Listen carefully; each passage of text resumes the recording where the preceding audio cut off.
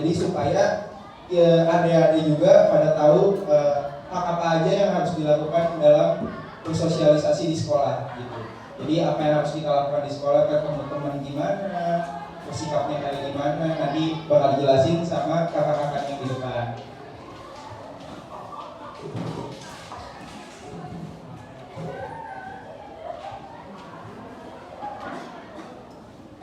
Assalamualaikum semua. Udah pada kenal kan? Ya, namanya siapa coba?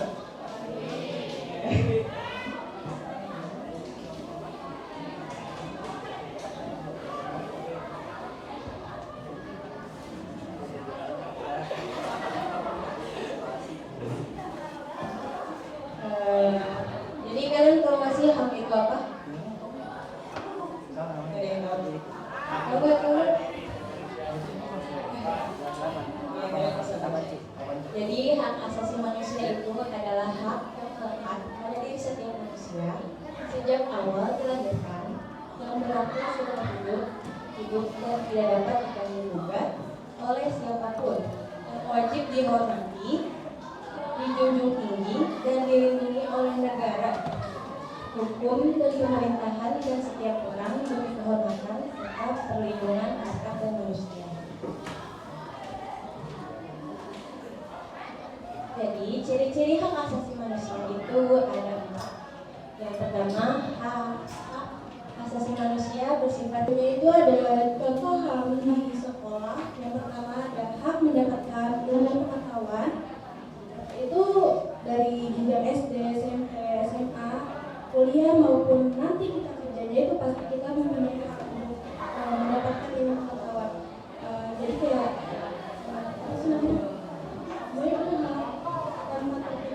Yang kedua itu ada hak mendapatkan pendidikan di sekolah. Ini tuh penting banget. Kayak kita amit-amit dengan baik, kita dibully, dicaci, dimaki gitu ya. Tanpa adanya perlindungan, nanti siapa yang bakal lindungi kita? Kayak maka dari itu adanya hak untuk pendidikan di sekolah. Yang ketiga itu ada hak mendapatkan kasih sayang dari guru dan teman. Jadi ini nggak bisa kita bedain. Kayak misalkan ada yang si pintar, si terkenal, lebih disayang dari guru dan teman ya. Yang keempat itu ada hak mendapatkan perlakuan yang adil di sekolah. Yang kelima ada hak bisa jadi pelaku pelanggaran HAM ya. Contohnya ini ada 6 di sini nih. Misalnya tidak menerima pendapat dalam suatu diskusi kelompok ataupun organisasi ya. Siapa yang pernah nggak didengar dalam kelompok? Nah, kayak gitu tuh udah salah satu pelanggaran loh. Kayak kita ini kan kelompok nih. Kelompok itu harusnya menyampaikan pendapat dan mendengarkan pendapat ya, atau organisasi. Cuma di situ entah ketuanya atau adalah satu pelaku yang tidak kasih pendapat jadi nanti adalah kalau jelek dia kasih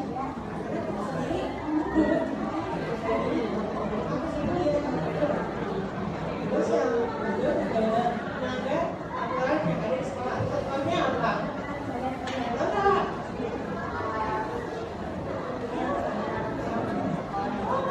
Ada yang tahu nggak? Salah satu sekolah.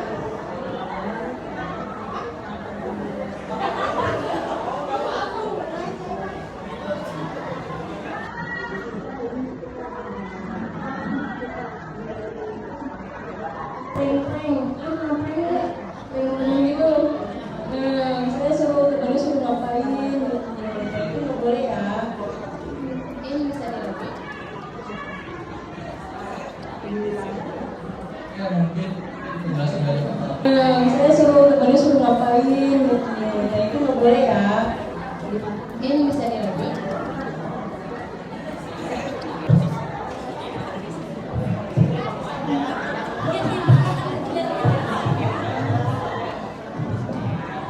Oh iya, saya dulu pernah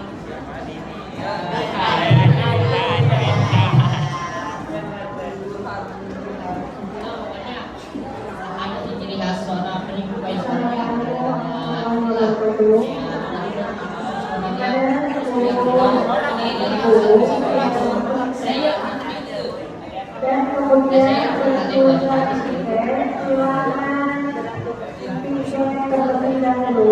kasih Ahmad. Mungkin bisa bagi sih. Maju dalam PKP juga kan dinilai pasti capek gitu. Nah itulah yang harus biasanya tuh kita tuh sosialisasi juga kayak sekolah-sekolah tuh supaya kalian tuh tahu cara menanganinya ketika ada masuk kuliah, supaya kalian juga tuh tahu. Nah itu tuh, makanya tuh.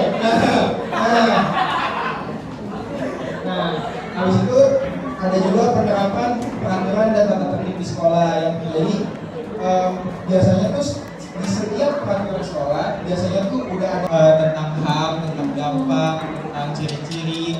Nah ini caranya kita untuk mengantisipasi nih kalau misalkan emang ada pelanggaran HAM yang terjadi di sekolah. Misalkan kalau misalkan ada pembulian. Yaudah biarin nanti tinggal di-cut kan. Perkenalan dulu Ja.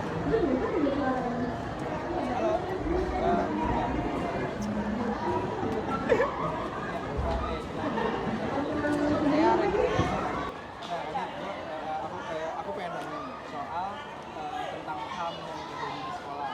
Nah, menurut Radit sendiri, HAM itu tuh penting gak sih buat kamu sendiri dulu deh? Penting banget sih Kenapa tuh pentingnya? untuk gimana ya, untuk mendisiplinkan diri dan lebih bisa membedakan mana yang benar dan mana yang salah. Oh jadi dengan cara kita mendisiplinkan diri kita membedakan mana yang benar dan mana yang salah. Tapi menurut Radit sendiri nih, yang perilaku HAM apa aja sih yang ada di lingkungan sekolah? Misalkan kayak ada pembulian atau hal yang terjadi di sekolah terhadap HAM tersebut. Ada umumnya sih di sini ya pembulian secara verbal,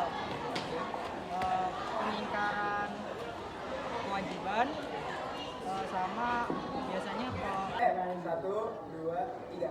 SMP 86 Selatan, spontan.